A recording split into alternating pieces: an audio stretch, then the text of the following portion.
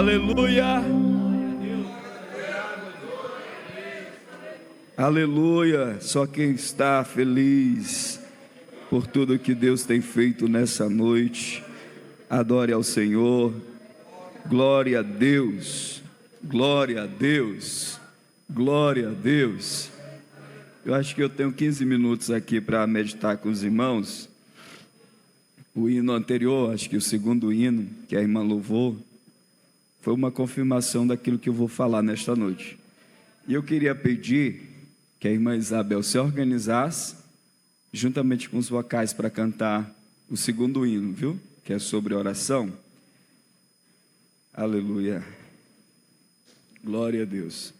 Meus amados irmãos, Evangelho de Lucas, capítulo de número 11, versículo 1.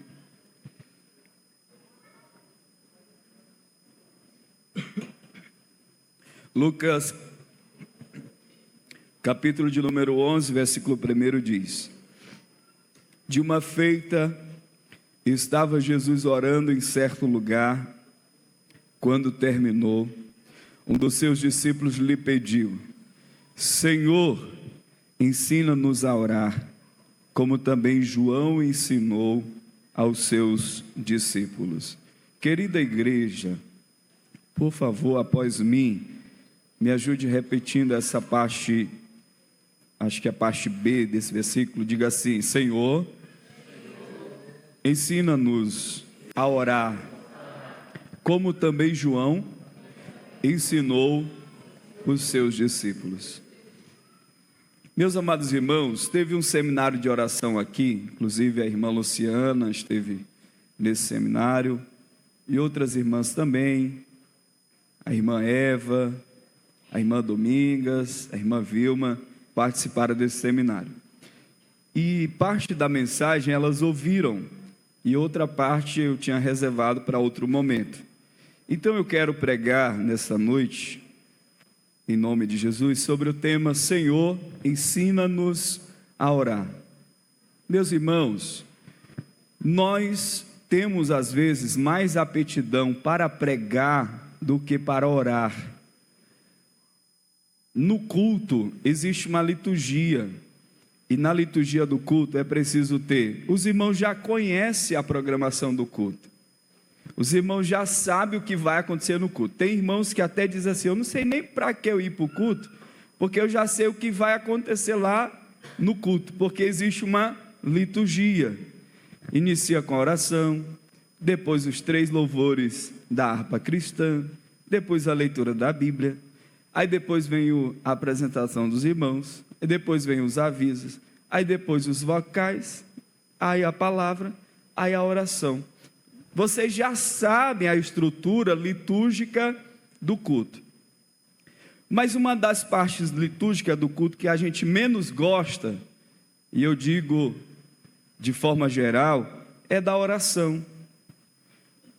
Tem irmãos, não é Deus revelando não, viu? Que Deus não precisa revelar isso, é o que nós já sabemos. Tem irmão que ele prefere chegar atrasado, porque ele sabe que se chegar na hora, ele vai ter que orar. Porque todos sabem, o irmão Êxodo parece que gostou, né, irmão? Todos sabem que começa logo às 18, né? Com a oração. Às vezes acontece de nos atrasarmos, mas todos nós sabemos. Então a oração, ela faz parte. Quando sabemos que é um culto de oração, muita gente não gosta, muita gente não vem, muita gente não se envolve.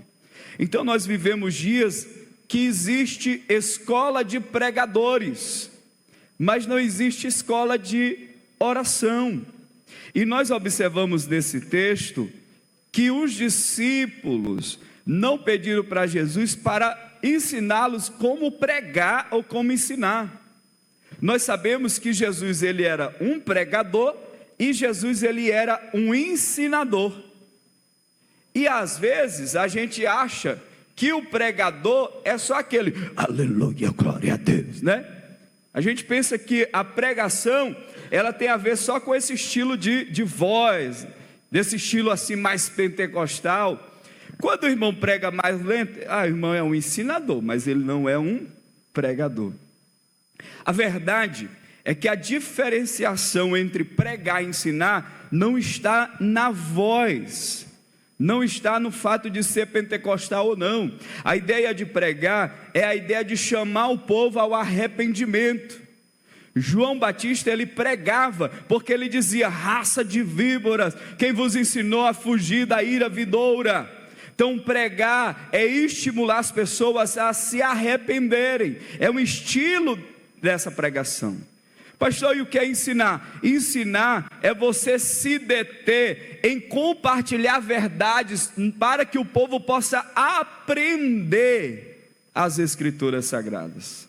E a gente precisa respeitar que o Senhor Jesus, ele era um grande pregador, mas ele também era um grande ensinador. E as pessoas iam até Jesus porque o que ele ensinava era ensinado com autoridade. Então os discípulos, eles queriam aprender a orar. Por que eles queriam aprender a orar? Porque havia um professor chamado João Batista que ensinou seus discípulos a orarem. Se às vezes nós ouvirmos algumas orações, a gente percebe que as nossas orações, ela tem mais petições do que adoração. Em outras palavras, né? Quando o menino pedia demais, a gente diz: é o menino pidão, né? É o menino que pede. Rapaz, ninguém suporta. Ele não pode ver a gente com a coxinha na mão que ele está pedindo. Me dá um pedaço da tua coxinha, né? Ou um lanche.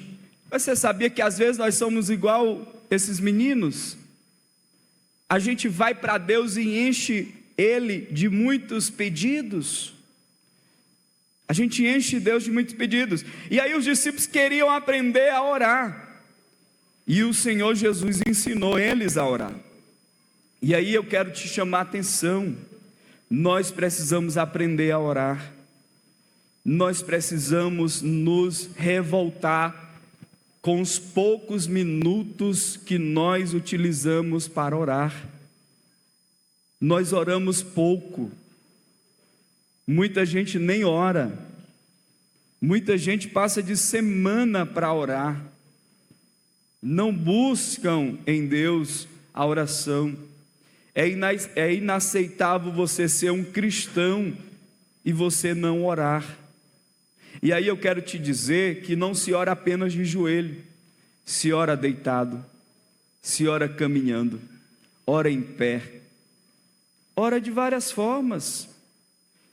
Eu sinto muito a presença de Deus quando eu começo a caminhar. Às vezes eu estou caminhando lá dentro da minha casa, vou no quarto, vou no outro, na sala. Anda, começa a andar, e você vai orando, e a presença de Deus vai sendo derramada sobre a sua vida. Mas meus amados irmãos, para que nós possamos ser bem sucintos, eu inicio esse sermão fazendo a seguinte pergunta: se Jesus é Deus, por que ele orava? Pergunte aí para o seu irmão que está ao lado, pergunte: meu irmão, você já fez essa pergunta? Você já se fez essa pergunta? Aí você pergunta: meu irmão, se Jesus é Deus, Nil, se Jesus é Deus, por que ele orava, né? Agora peça para o seu irmão responder. Responda-me, por gentileza. Se Jesus é Deus, por que ele orava? O Wayne Grudem, ele nos responde, quando ele fala: a oração de Jesus não diminui a sua divindade, mas revela a profundidade de sua humanidade. O Wayne Grudem está dizendo que o fato de Jesus orar não diminui a divindade dele, ele continua sendo Deus. A questão, irmãos, é que Jesus ele tinha duas naturezas. A primeira natureza, diga, divina. Primeira natureza divina. A segunda natureza, diga, humana. E aí os teólogos ensinam que Jesus ele era 100% Deus e 100% homem. Eu poderia tentar entender, irmão João Carvalho, o seguinte: Jesus poderia ser 50% homem, irmã Luciana, e 50% Deus. Só que não vai dar certo. Por que, pastor, que não vai dar certo? Porque na sua natureza divina ele precisa ser 100% Deus. E na sua natureza humana, ele precisa ser 100% homem. É por isso que ele é 100% Deus e 100% homem. Como Deus, Jesus não precisava orar, porque é ele que intercede por nós e é ele que responde às suas orações. Mas como homem, ele tinha a necessidade de orar. Agora olhe para o seu irmão e diga assim: ei, irmão, você não tem nem 1% de Deus, e por que você não gosta de orar? Se Jesus, que tinha 100% Deus, ele orava, irmão, e ele não orava pouco não, ele não orava pouco. Se ele tinha 100%, ele orava, e aqui eu elenco 5 motivos por que Jesus orava. Primeiro, irmãos, Jesus orava por dependência filial, demonstrando submissão perfeita ao Pai. Ele orava porque ele era filho, ele orava porque ele não queria se desviar da vontade de Deus. Quando nós não oramos, facilmente nos desviamos da vontade de Deus. Quem não quer se desviar da vontade de Deus? Levante a mão. Se você não quer se desviar da vontade de Deus, você precisa orar. Porque quando nós oramos, Deus revela que a sua vontade é superior à nossa. E a nossa tem que estar submetida à vontade de Deus. É por isso que Jesus no Getsemane ele diz: Pai, se for possível, passa de mim este cálice, mas não seja feito como eu quero, mas como tu queres. Quem está disposto a pegar a sua vontade, colocar diante de Deus e dizer: Senhor, a minha vontade nesse momento parece ser melhor do que a tua, mas eu quero me submeter à tua vontade, porque você às vezes só vê um palmo à frente dos seus olhos. Que é isso, pastor? Às vezes você vê bem pouquinho, a sua visão é curta, mas ele vê além, ele vê depois, ele vê o que você não vê, e ele sabe do livramento, e você está teimando. Às vezes nós somos teimosos, queremos que a nossa vontade aconteça, e ele está dizendo não, não, e você está igual uma criança, chorando, zangada, querendo se revoltar com o seu Deus. Lá na frente você percebe que a vontade dele é boa, é perfeita e é agradável. Quem tem coragem de fazer uma oração e diga: Senhor, não a minha vontade, mas a tua. A vontade do homem chamado Jesus seria fugir da cruz. É a nossa vontade. Talvez ninguém imaginava que depois da cruz haveria a ressurreição, e que depois da ressurreição haveria a glorificação, a ascensão, o crescimento explosivo do cristianismo. Mas se ele obedecesse à sua vontade, nenhum de nós estaríamos aqui, nós estaríamos derrotados, o diabo teria feito a festa. Então aquilo que aparentemente é bom, muitas vezes não é agradável ao Senhor. Então Jesus, por dependência filial, ele fazia isso. Jesus orava por comunhão constante, revelando que orava por relacionamento, não por necessidade. Olha aí para o irmão e diga assim: é só uma questão pedagógica, viu, irmão? Irmão, você estaria preparado agora, se o pastor te chamasse para expulsar um demônio, você iria? Agora pegou demais, hein? Aleluia, rapaz. Tem muita gente que tem até medo do demônio revelar os pecados. Tem uns que dão logo, irmão, problema na barriga, começa logo a ficar azul, vermelho. Mas sabe o que Jesus orava? ele orava para obter comunhão. Gente, quem tem comunhão não precisa chamar o pastor para orar por um enfermo.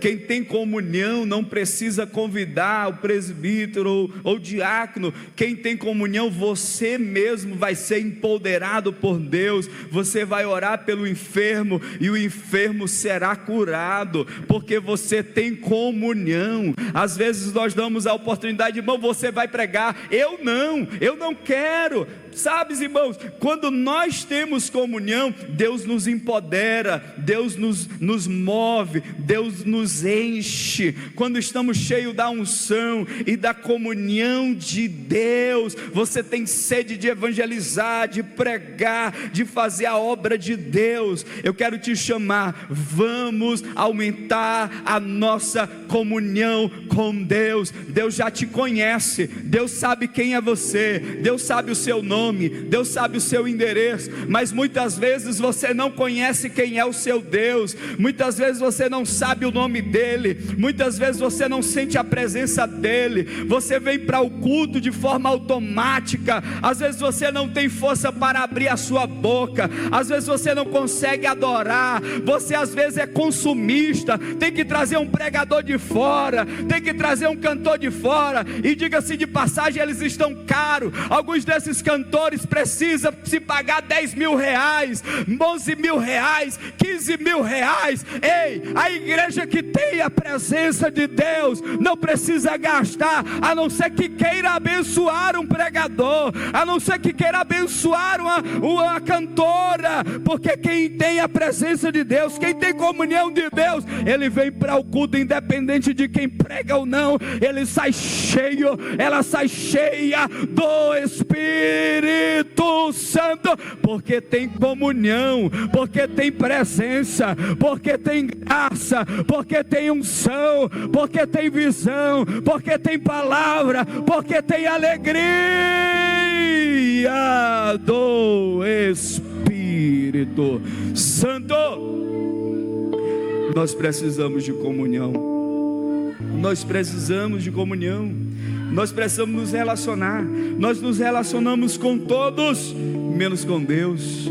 Nós precisamos de experiências com Deus.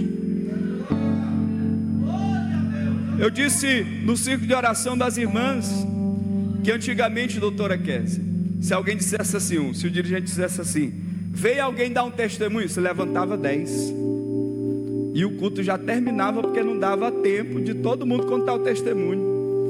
Hoje a gente tem que adular alguém para contar um testemunho, e não é porque a pessoa não quer, é porque não tem mais.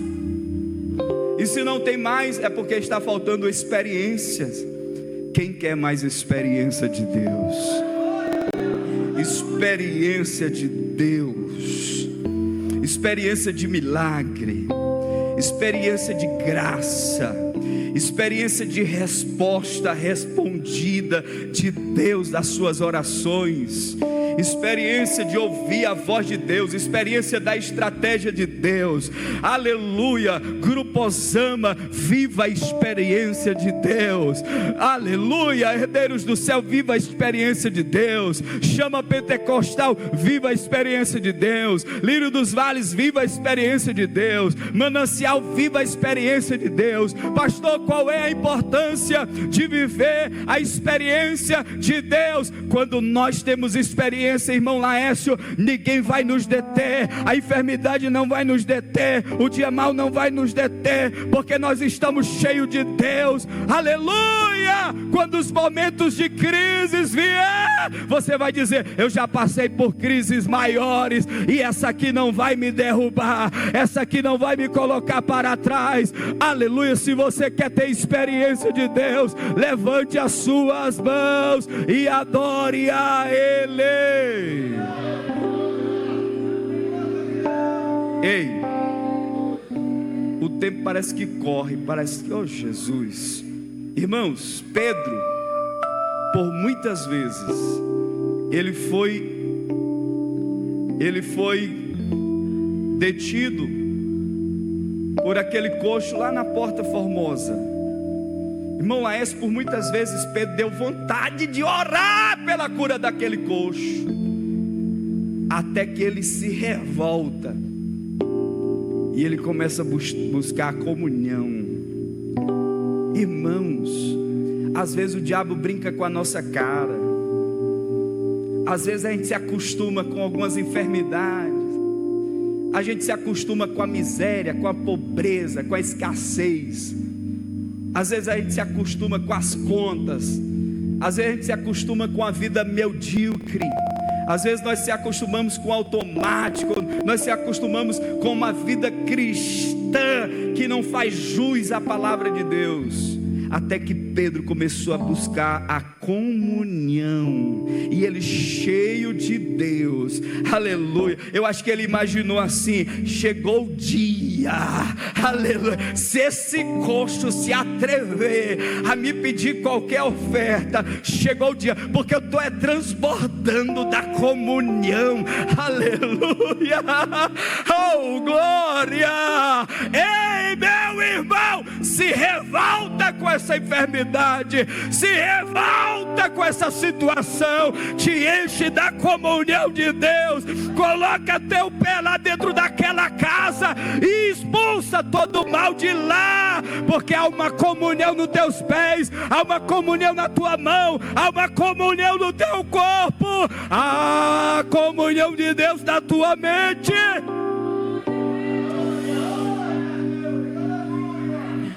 Pedro disse: eu não tenho prata, eu não tenho ouro, mas eu tenho comunhão. Eu tenho comunhão.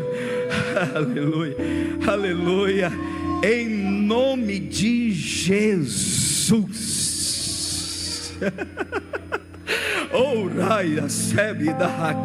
Não importa quantos anos você foi ridicularizado, chegou o dia da comunhão, você vai dizer para essa enfermidade: bate em retirada, aleluia, oh glória. E ele orou, aquele coxo, irmão, firmou seus pés, ele saiu correndo no templo, e toda a cidade se alvoroçou perguntando: quem foi que fez isso? E aí Pedro respondeu dizendo: vocês sabem aquele homem que vocês mataram? Ele ressuscitou. Ele ressuscitou, e ele deu comunhão, graça e poder para nós que somos até iletrados. Nós não acreditamos. O milagre de Deus trouxe glória a Deus. Ei, olha aí para o seu irmão e diga: meu irmão, bora aumentar a comunhão, bora aumentar a comunhão, bora aumentar a comunhão, bora orar mais um pouquinho, bora aumentar de 10 minutos para 20 minutos de oração, bora aumentar de 30 minutos para 1 hora de oração. Comunhão, comunhão. Quem não tem comunhão vai se escondendo dos demônios, aleluia. Mas aqui em Bacabal tem uns caçadores de demônios, porque é cheio da comunhão de Deus, aleluia. Você não precisa caçar, meu irmão, mas se ele entrar na frente, você vai passar como um trator de esteira por cima, porque ninguém consegue deter quem tem comunhão com Deus, aleluia.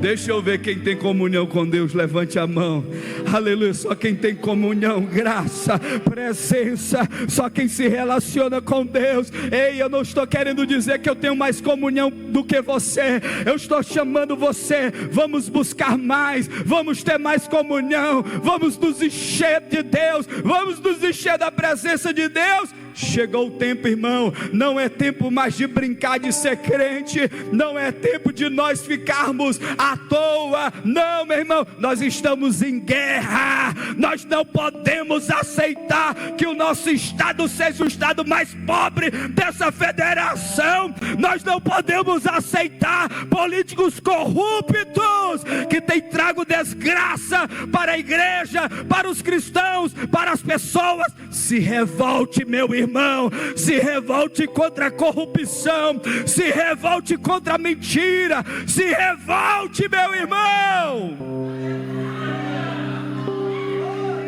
A gente se acostumou com a desgraça. Que é isso, pastor? Nós nos acostumamos.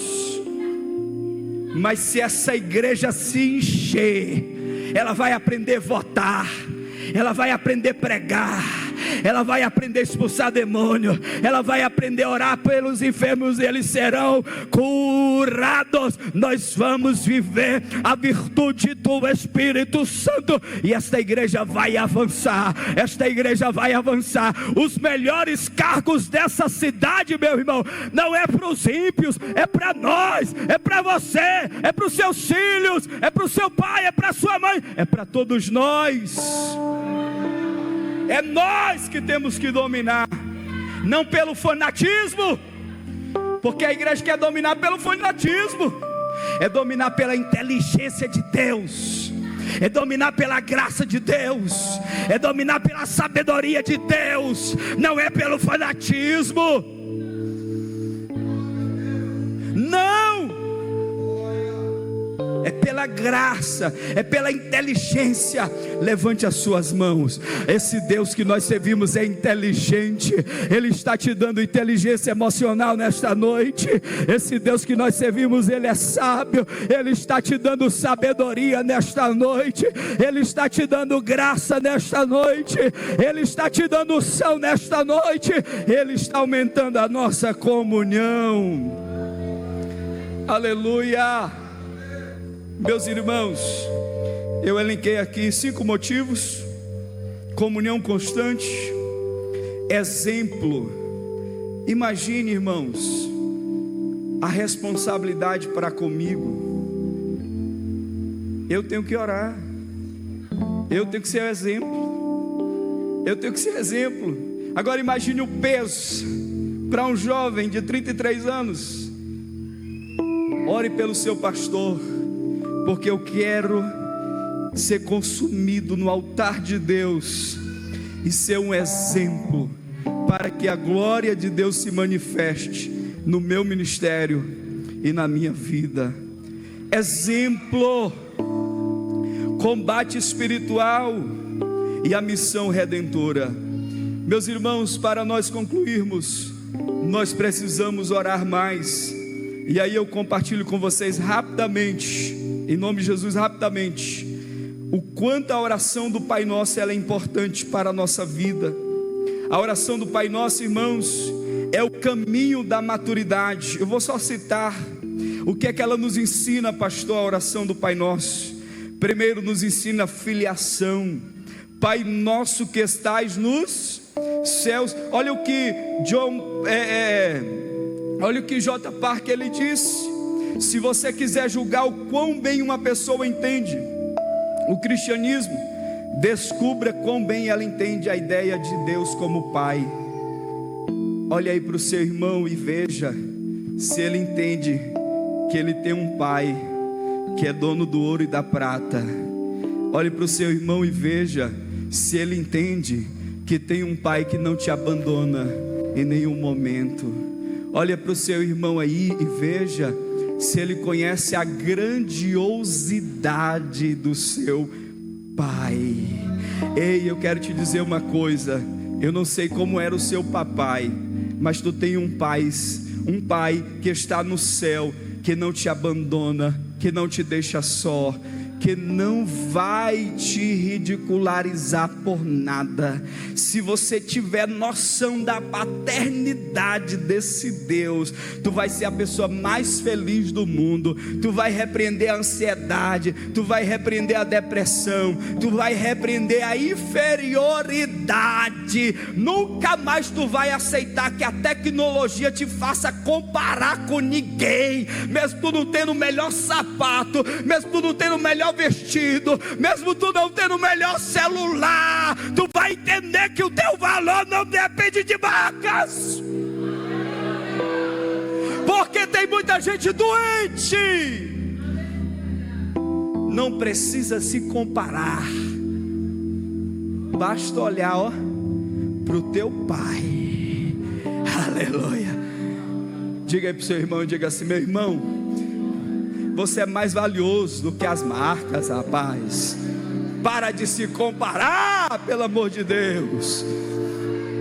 Você é muito importante. Ei, quem dá valor à marca somos nós. Eu uso uma roupa Lacoste, mas é falsificada, viu?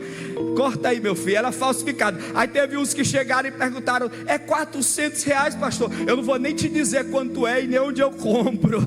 Aleluia. Porque quem dá valor à roupa é você. Aleluia. Não é o contrário. Quem conhece quem é o seu pai não vai se comparar com ninguém, não vai viver uma inferioridade, porque você sabe quem te chamou, você sabe quem te criou, você sabe a quem você pertence. E eu quero repreender esse espírito de comparação que gera inveja. Que gera inveja.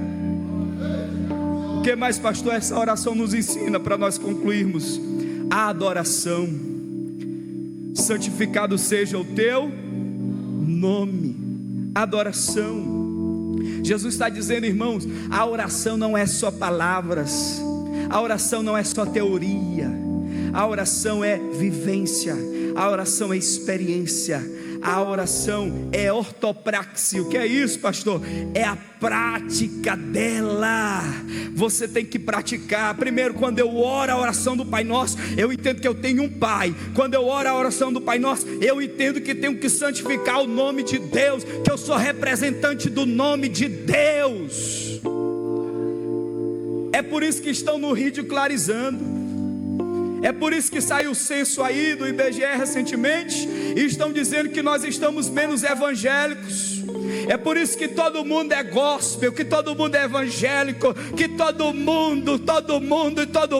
Ei, meu irmão, nem todo mundo vai para o céu, nem todo mundo que é gospel vai para o céu, nem todo mundo que é evangélico vai para o céu, nem todo mundo que se diz cristão vai para o céu. Muita gente vai ouvir a voz de Jesus dizendo: afasta-te de mim, porque eu não te conheço. Mas eu estou diante de uma igreja que ouvirá do Senhor: vende, bendito do meu Pai, foste fiel, venha, aleluia. Levante as suas mãos. Só os cristãos comprometidos com o nome de Deus. Vamos honrar o nome de Deus, meu irmão. Vamos honrar o nome de Deus, minha irmã.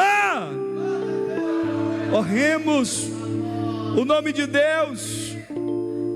O tempo já se foi. Nós aprendemos também a submissão. Eu termino bem aqui e a irmã já venha. Cadê a irmã Isabel?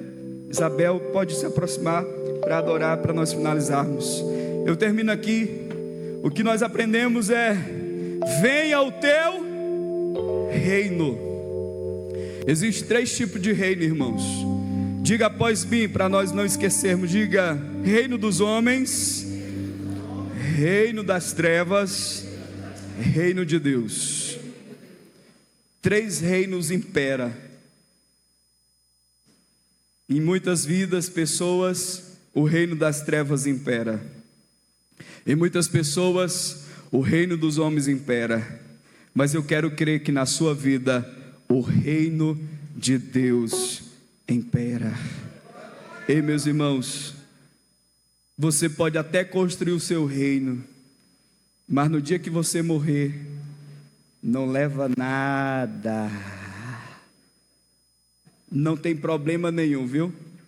Se gaste ganhando dinheiro, que coisa boa é dinheiro. Dinheiro não é ruim, não. O ruim é o amor a ele. O ruim é se ele te impede de vir na igreja, de orar, de fazer a obra de Deus. Pode se aproximar.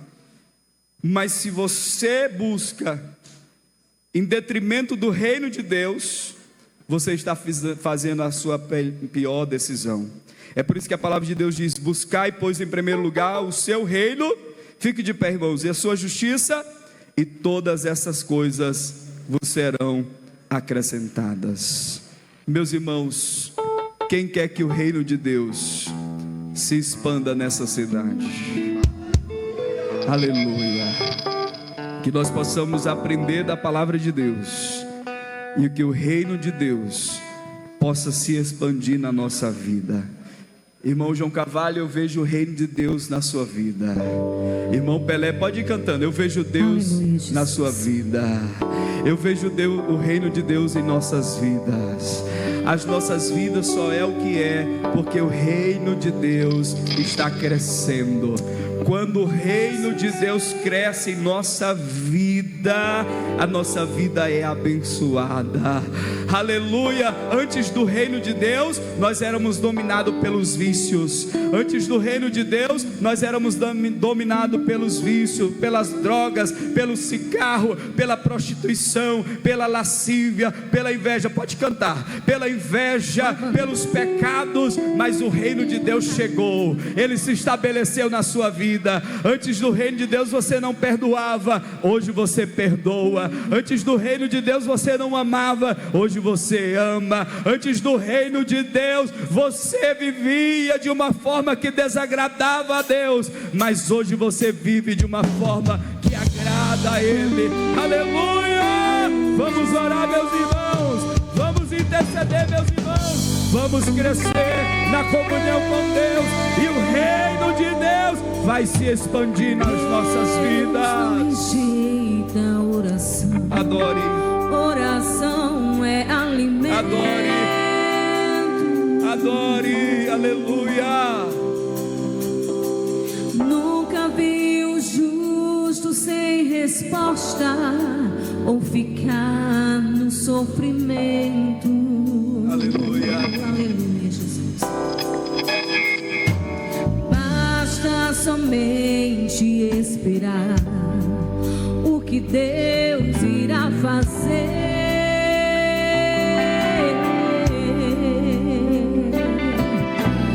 Quando Ele estende as suas mãos, é hora de vencer. Então simplesmente louve. Tá chorando, louve. Precisando, louve. Tá sofrendo, louve.